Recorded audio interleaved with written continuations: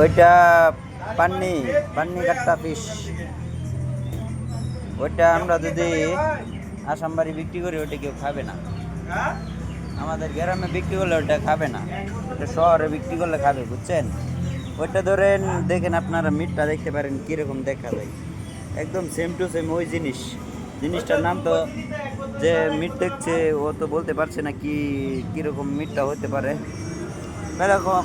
বেলেগ রকম মাছ আছে,